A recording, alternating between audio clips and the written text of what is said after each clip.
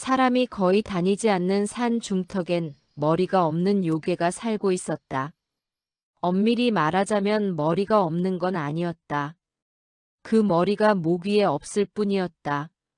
요괴는 자신의 머리를 새장같이 보이는 곳에 넣어두고 손으로 들고 다녔다. 그 요괴는 산 중턱에서 홀로 약초를 키우며 살았다. 요괴는 자신이 키운 그 약초를 사람들에게 그냥 주었다. 물론 직접 대면을 할 수는 없었다. 그의 모습을 보면 사람들이 놀라 도망을 갈 것이 뻔하기 때문이다. 그래서 요괴는 적당한 장소에 약초를 심어두었고, 그럼 사람들이 그 약초를 보고 캐어가지고 갔다. 누구도 그 약초를 요괴가 심어둔 것이라고는 생각하지 못했다. 요괴는 그렇게 홀로 사는 것이 외롭기는 했지만 할 수 없었다. 이런 자신의 모습을 보고 좋아할 사람은 없다는 것을 알고 있었기 때문이다. 그런데 어느 날이었다. 요괴는 늦은 밤 약초를 강가에서 씻고 있었다. 그때 멀리서 누군가 강물에 떠밀려 오는 것을 봤다. 요괴는 다가가 그 사람을 무트로 끌어올렸다. 누군가 하고 봤더니 젊은 여인이었다. 요괴는 그 여인을 데리고 집으로 가서 자신이 키운 약초를 끓여 차로 만들어 그 여인에게 먹였다. 그렇게 사흘이 지난 후에야 여인은 정신을 차렸다.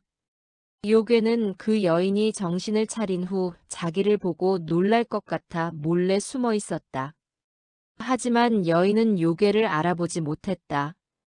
그 여인은 눈이 보이지 않았기 때문이었다. 요괴는 다행이다 싶었다. 요괴는 자연스럽게 그 여인과 이야기를 나누었다.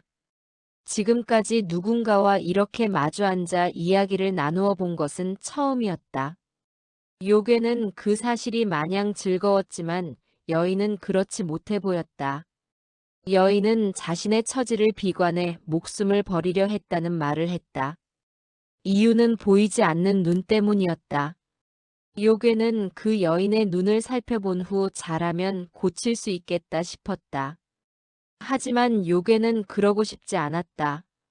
이대로 이 여인과 여기서 계속 살면 행복하겠다는 생각이 들었기 때문이었다. 그렇지만 여인은 그렇게 보이지 않았다. 여인은 다시 돌아가고 싶지 않다면서도 눈이 보이지 않는 현실에 힘들어했다. 결국 요괴는 여인의 눈을 고치기로 했다. 요괴는 자신이 가지고 있는 약초는 물론이고 산에 있는 다양한 약초를 모아 약을 만들었다. 그런데 요괴는 산 여기저기를 돌아다니며 약초를 구하느라 몸 여기저기에 상처가 생겼다.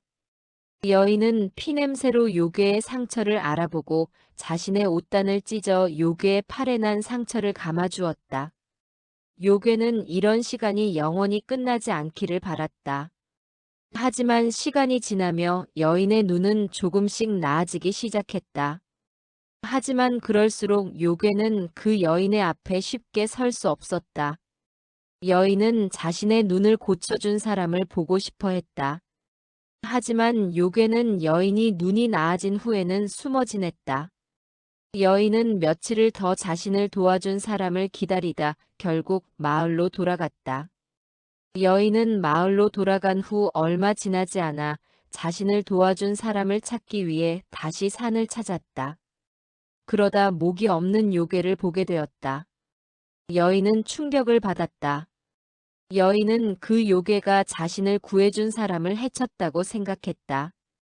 여인은 그 길로 다시 마을로 내려가 사람들을 불러 모았다. 그리고 바로 요괴를 잡기 위해 산으로 갔다. 요괴는 갑자기 몰려든 사람들을 피해 도망을 가려 했지만 그리 멀리 가지 못하고 잡혔다. 여인은 그 요괴가 자신을 구해준 사람을 해쳤다고 생각했다. 그래서 사람들에게 이 요괴가 사람을 잡아먹었다고 소리쳤고 그 소리에 사람들은 들고 있던 몽둥이로 요괴를 마구 때렸다. 그렇게 얼마나 맞았을까? 요괴의 몸이 더 이상 움직이지 않았다. 사람들은 요괴의 몸을 몽둥이로 몇 번 찔러보다 반응이 없자 마을로 돌아갔다.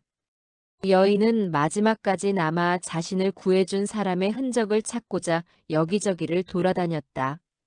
그러다 쓰러져 있는 요괴를 보자 다시 화가 치밀어 올라 몽둥이로 다시 한번 요괴를 때리려고 했다.